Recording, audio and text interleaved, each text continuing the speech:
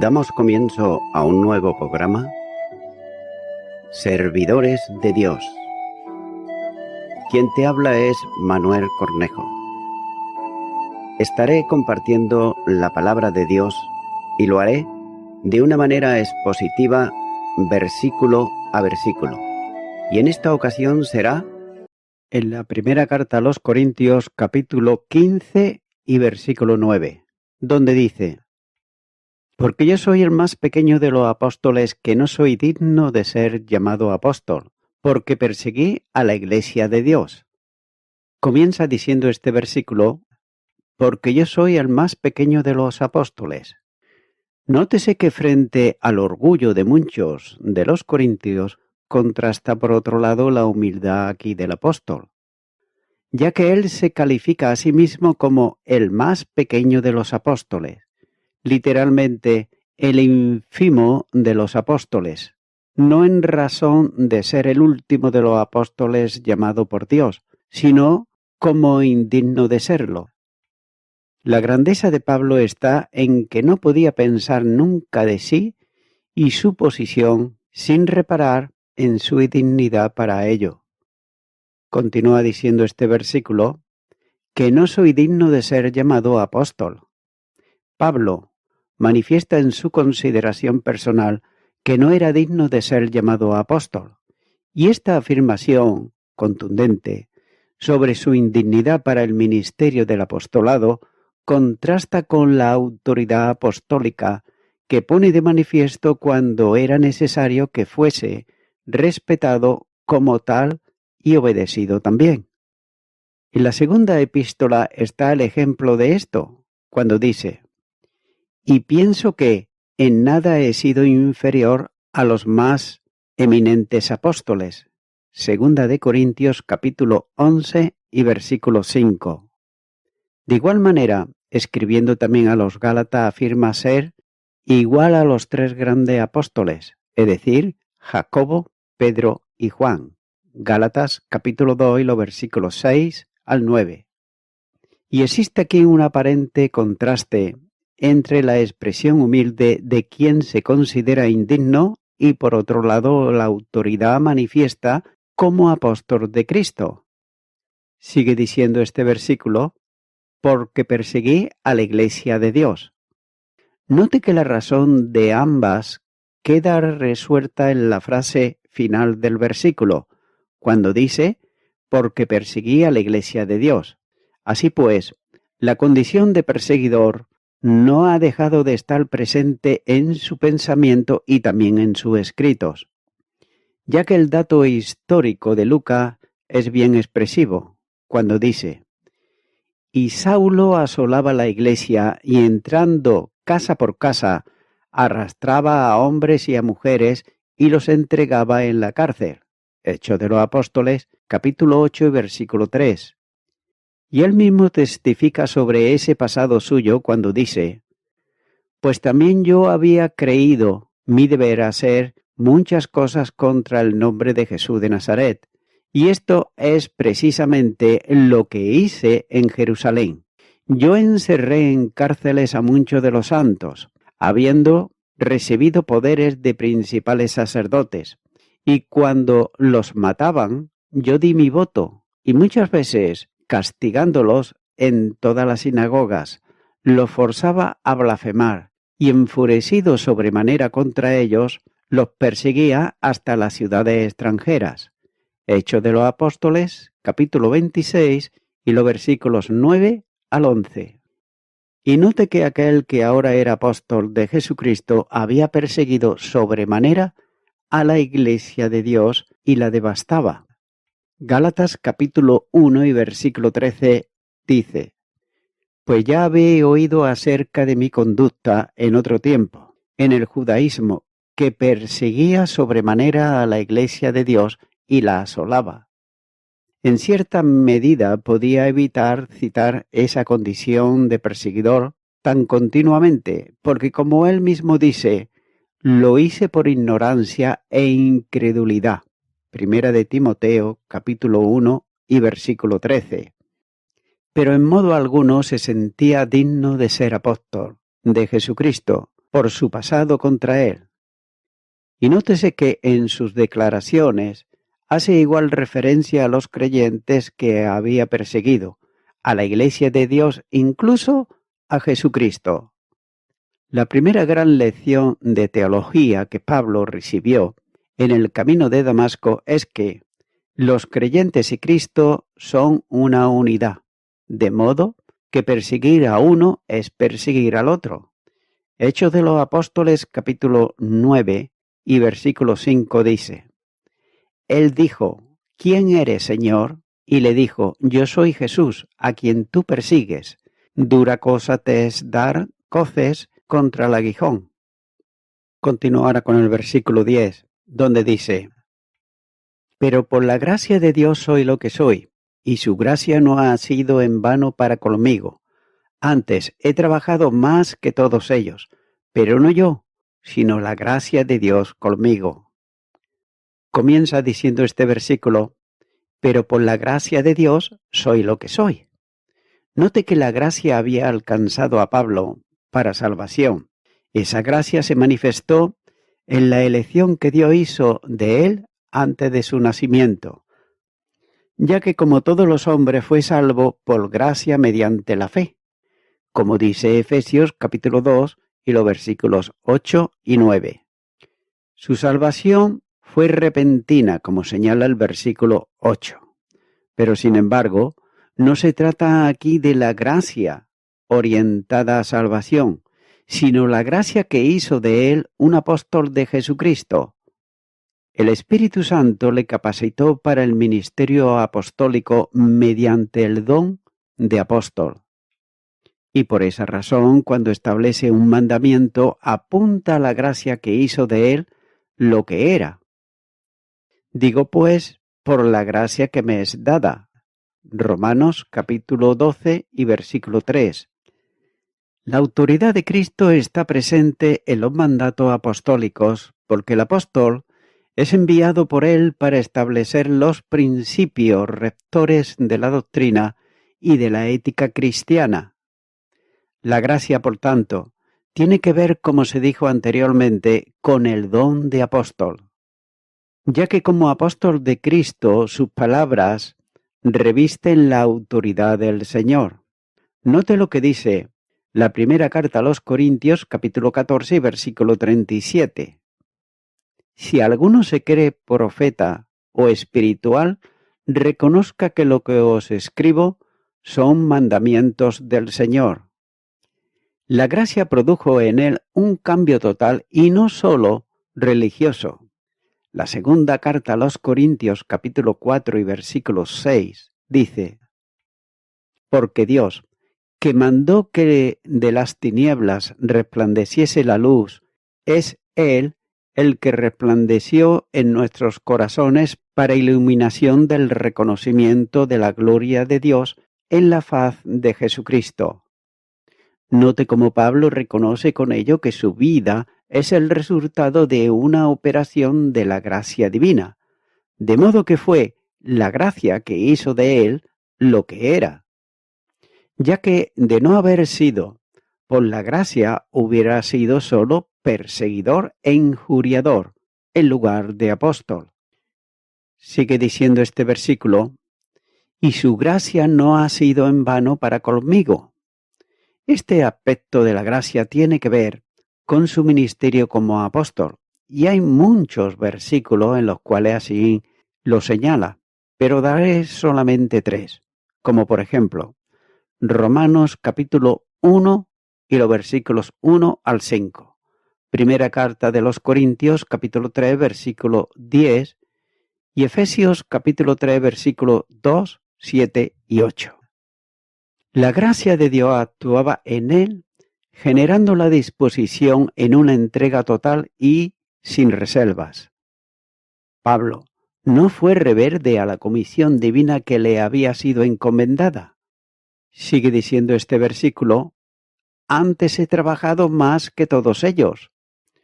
Note cómo la gracia le impulsa al trabajo en una forma no solo desinteresada, sino también esforzada y entregada, que le permite decir he trabajado más que todos ellos, en referencia a los otros apóstoles.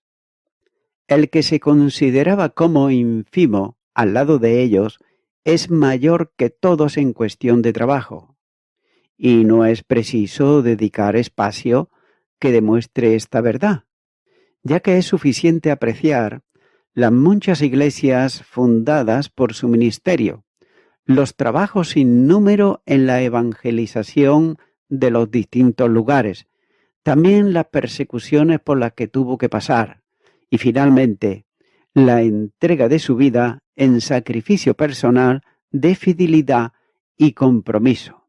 Esto supera notoriamente que otro de los apóstoles hicieron en comparación con él, ya que el más pequeño de los apóstoles hizo más labor que todos los otros, como así señala la segunda carta a los Corintios, capítulo 11, versículo 23, Colosenses, capítulo 1, versículo 29, y la primera carta a Timoteo, capítulo 4, versículo 10.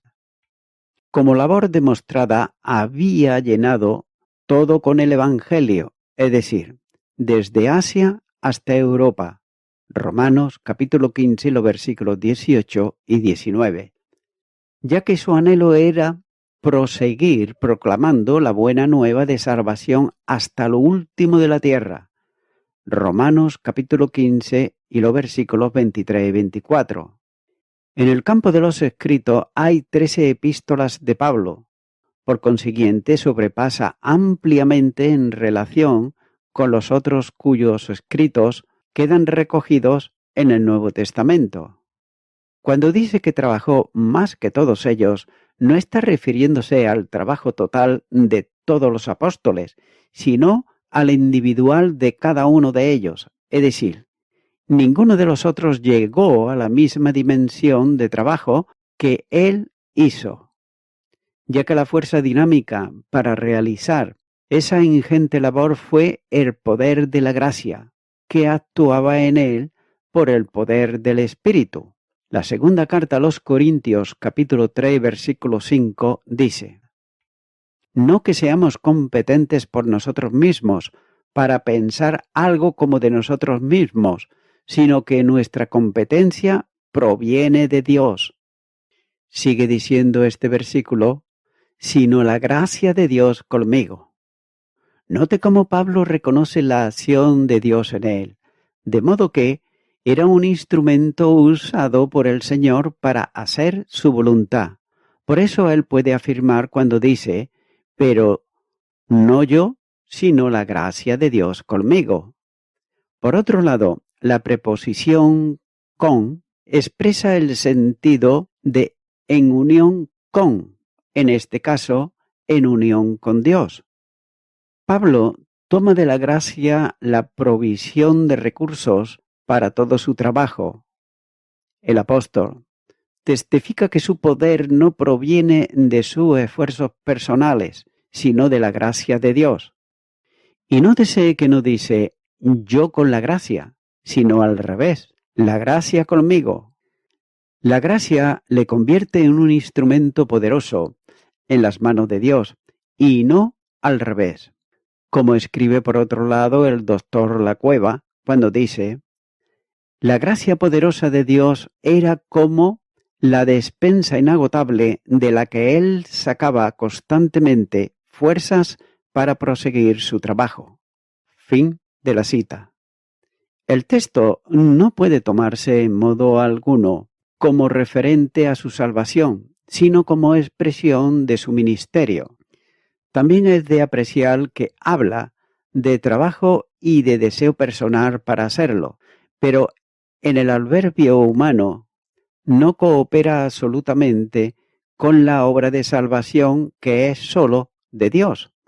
Como así dice el Salmo capítulo 3, versículo 8, donde dice: la salvación es de Jehová, sobre tu pueblo será tu bendición. Y también Jonás capítulo 2, versículo 9, dice exactamente lo mismo.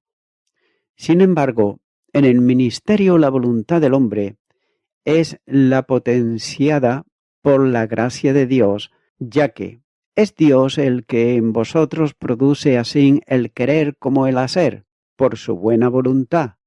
Filipenses capítulo 2 y versículo 13. No cabe duda que el apóstol cooperó con la gracia, pero esa cooperación fue debida a la gracia que actuaba en él. Por esa razón dice con firmeza, no yo, sino la gracia de Dios. Continúa ahora con el versículo 11, donde dice, porque o sea yo, o sean ellos, así predicamos y así habéis creído. Comienza diciendo este versículo, porque o sea yo o sean ellos.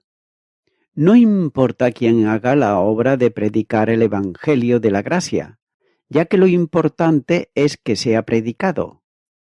Pablo habla de él y de otros que predican, esto es, los otros apóstoles, los evangelistas o él mismo. El número importante de creyentes se esforzaban en llevar el mensaje de las buenas nuevas al mundo. Sigue diciendo este versículo, así predicamos. Note que lo destacable es que predique quien predique, el mensaje es el mismo. Y nótese el plural cuando dice así predicamos. Pablo dio ante un resumen del Evangelio que predicaba en los versículos 3 y 4. Y aquí destaca que, sin duda, con diferentes estilos y también matices, porque son diferentes las personas, el mensaje de salvación era el mismo, porque no hay otro evangelio. Gálatas capítulo 1 y los versículos 7 y 8 dice, no que haya otro, sino que hay algunos que os perturban y quieren pervertir el evangelio de Cristo. Mas, si aún nosotros o un ángel del cielo os anunciare otro evangelio diferente del que os hemos anunciado, sea anatema. En el principio de su vida ministerial, Pablo subió a Jerusalén para exponer ante quienes se consideraban las columnas de la iglesia, y lo hizo con el mensaje del evangelio que predicaba. Gálatas capítulo 2 y versículo 2 dice, pero subí según una revelación y para no correr o haber corrido en vano, expuse en privado a los que tenían cierta reputación el evangelio que predico entre los gentiles. Ninguno de ellos tuvo que corregir algo de lo que predicaba o enseñarle algo de lo que no sabía. El apóstol no expuso el evangelio ante ellos para recibir su aprobación, ya que simplemente lo hizo para decirles personalmente qué era lo que estaba predicando. Los tres destacados en la Iglesia Apostólica pudieron entender que era el mismo evangelio que ellos enseñaban entre los judíos. Esa identidad es puesta de manifiesto por Pablo en este versículo cuando dice, porque o sea yo o sean ellos, así predicamos. Sigue diciendo este versículo, y así habéis creído. Note cómo el resultado del mensaje del Evangelio producía resultados, cuando dice, así creíteis. Esto es verdaderamente muy importante, y no tiene que ver cuánto esfuerzo hacían unos y hacían otros, ya que no era importante si él había hecho más trabajo que el resto de los apóstoles y predicadores del Evangelio. El valor del trabajo está en el resultado. El mensaje del Evangelio conducía a los creyentes a salvación, y todos ellos habían predicado la verdad de fe en la que como parte esencial estaba la resurrección de Cristo, cuestionada por algunos en Corintio. Solo aceptando esa verdad se puede tener la vida eterna, porque si Cristo no resucitó, la fe de él es estéril, es decir, no es instrumento de justificación y por consiguiente de salvación. Pablo sentía muy profundamente esto, de modo que escribiendo a los filipenses les dice, ¿Qué pues? Que no obstante de todas maneras, o por pretexto o por verdad, Cristo es anunciado, y en esto me gozo y me gozaré aún. Filipenses capítulo 1, versículo 18. Lo importante para Pablo no era el esfuerzo que supusiera a unos o a otros, ni tan siquiera las intenciones con que lo hacían. Lo que interesaba es que Cristo fuese predicado. Pablo no reclama ningún derecho ni tampoco privilegio para sí, a pesar de lo mucho que trabajaba en el Evangelio, ya que era un alma generosa que reconocía que cuanto había hecho fue como consecuencia de la provisión divina actuando en él. Los oyentes escuchaban el mismo mensaje en boca de todos los predicadores, y esto les llevaba a aceptar a Cristo como Salvador personal. Dios no bendice lo que los predicadores hacen en el plano del esfuerzo humano y personal, pero sí que bendice su palabra, que es enseñada por ellos. Todo esto servía de gozo a Pablo, al ver que el Evangelio es poder de Dios para salvación a todo aquel que cree. Romanos capítulo 1 y versículo 16 dice: porque no me avergüenzo del Evangelio, porque es poder de Dios para salvación a todo aquel que cree, al judío primeramente y también al griego. Por tanto, los corintios tenían evidencia personal de esa verdad. Y voy concluyendo con esto. Como acaba de decir la palabra de Dios, el apóstol creía y asimismo escribió diciendo: por la gracia de Dios soy lo que soy. Pablo le dio a la gracia de Dios todo el crédito por el cambio en su vida, ya que él era un hombre totalmente cambiado, perdonado, también limpiado, y además lleno de amor cuanto antes él estaba lleno de todo lo contrario, es decir, de orgullo y de odio. Es por eso que él sabía que esto no era su propio logro, sino que era la obra de la gracia de Dios en él. Tengas en cuenta que la gracia que nos salva también nos cambia, y la gracia cambió completamente a Pablo.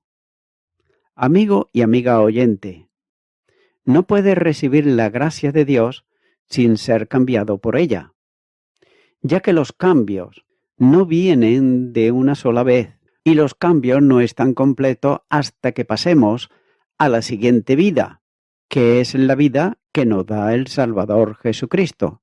Es por eso que ciertamente entonces podemos ser cambiados. Amigo y amiga oyente, ninguna religión, ningún líder puede cambiar el corazón del ser humano, ya que solamente cuando venimos en arrepentimiento al Salvador Jesucristo, Él sí que puede cambiarnos. Y lo puede hacer si nosotros primeramente le entregamos nuestro corazón y le permitimos que así lo haga. El libro de Proverbios capítulo 23 versículo 26 dice: dame, hijo mío, tu corazón, y miren tus ojos por mis caminos. Es por ello que mi amigo, mi amiga oyente, si aún tú todavía no has recibido a Cristo en tu corazón, ¿a qué estás esperando? Ábrele tu corazón y recíbele. Si no sabes cómo hacerlo, yo puedo guiarte en una oración muy sencilla, muy fácil, pero muy trascendental también. Ora conmigo y repite ella donde estás y di conmigo: Señor Jesús, te confieso que me identifico en algunas cosas como el apóstol Pablo, no hasta el extremo de perseguir a las personas, pero sí en cosas que he hecho malas. Por ello ahora vengo ante ti pidiéndote perdón por todos mis pecados y me arrepiento de ellos, y ahora te recibo a ti, Señor Jesucristo, como mi único y suficiente Salvador. Y quiero darte muchas gracias. En tu nombre, amén.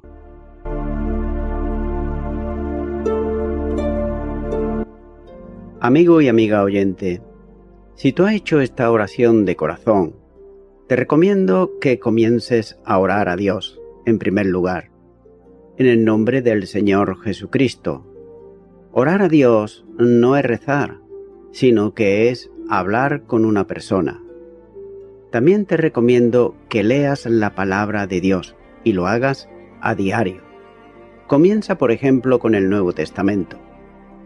Y también, por último, te recomiendo que para que puedas crecer espiritualmente, te congregues en una iglesia cristiano-evangélica, donde se predique, se enseñe y se practique la sana doctrina y la palabra de Dios. Congrégate ahí y con el tiempo podrás crecer espiritualmente y también servir al Señor Jesucristo. Que Dios te bendiga. Y a toda la audiencia, nuevamente ya me estoy despidiendo de todos ustedes y será hasta el próximo programa. Que Dios os bendiga a todos.